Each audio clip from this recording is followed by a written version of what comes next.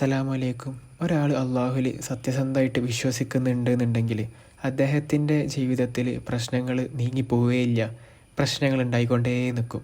എന്തിന്? പ്രവാചകൻ യാക്കൂബ് നബി അലൈഹിസ്സലാമിൻ്റെ കഷ്ടപ്പാടൊക്കെ വെച്ച് നോക്കുമ്പോൾ നമ്മളെ കഷ്ടപ്പാടൊന്നും പടച്ചോൻ എടുത്തു മാറ്റില്ലെങ്കിലും വലിയ അത്ഭുതമൊന്നുമില്ല.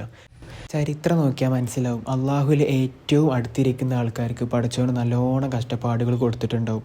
മുഹമ്മദ് നബി സല്ലല്ലാഹു അലൈഹി വസല്ലമ, പിന്നെ അതേപോലെ ഇബ്രാഹിം നബി അലൈഹിസ്സലാമിന്, മൂസ നബി അലൈഹിസ്സലാം, ഇങ്ങനെ നോക്കിക്കഴിഞ്ഞാൽ എല്ലാ നബിമാർക്കും ഭയങ്കരമായിട്ട് കഷ്ടപ്പാട് പടച്ചോൻ കൊടുത്തിട്ടുണ്ടായിരുന്നു. ഈ പടച്ചോനെ സത്യസന്ധമായിട്ട് വിശ്വസിക്കുന്ന ഒരാളാണെന്നുണ്ടെങ്കിൽ അദ്ദേഹത്തിൻ്റെ ജീവിതത്തിൽ കുറേ കഷ്ടപ്പാടുകളുണ്ടാവും. അത് കുറ്റപ്പെടുത്താൻ വേണ്ടിയിട്ട് കുറേ നാട്ടുകാരുണ്ടാവും. ഓര് പറയും അള്ളാഹു നിങ്ങളായിട്ട് ഭയങ്കര ദേഷ്യത്തിലാണ്, അതുകൊണ്ട് അങ്ങനെയൊക്കെ നടക്കുന്നത്. പിന്നെ ഞമ്മക്ക് തന്നെ തോന്നിപ്പോവും, പടച്ചോൻ എന്തിനാണ് നമ്മളങ്ങനെ ശിക്ഷിക്കുന്നത്, ഒരു കാര്യമില്ലാണ്ട്. ഇനി അള്ളാഹുവിൽ പൂർണ്ണമായിട്ടും വിശ്വസിക്കുന്ന ഒരാൾക്കാണ് ഇങ്ങനത്തെ പ്രശ്നങ്ങളൊക്കെ വരുന്നതെന്നുണ്ടെങ്കിൽ ഓരോരു ചെറിയ പുഞ്ചിരിയോടെ എല്ലാ പ്രശ്നങ്ങളും നേരിടും. പടച്ചോന് പല തരത്തിൽ നമ്മളെ കഷ്ടപ്പെടുത്തും. പക്ഷേ അള്ളാഹുവിനോടുള്ള സ്നേഹവും വിശ്വാസവും നമ്മൾ നിലനിർത്തുക. ഇങ്ങനെ ചെയ്യുകയാണെന്നുണ്ടെങ്കിൽ പടച്ചോൻ തന്നെ നമ്മളെ ഹൃദയത്തിനെ നയിച്ചോളും.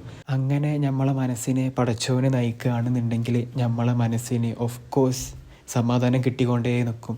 എത്ര വലിയ പ്രശ്നങ്ങൾ വന്നാലും നമ്മളൊരു ചെറിയ പുഞ്ചിരിയോടെ എല്ലാ പ്രശ്നങ്ങളെയും നേരിടും. ചുരുക്കി പറഞ്ഞാൽ ഇതാണ് ഈമാൻ്റെ യഥാർത്ഥ സമ്മാനം. അസ്സലാമു അലൈക്കും.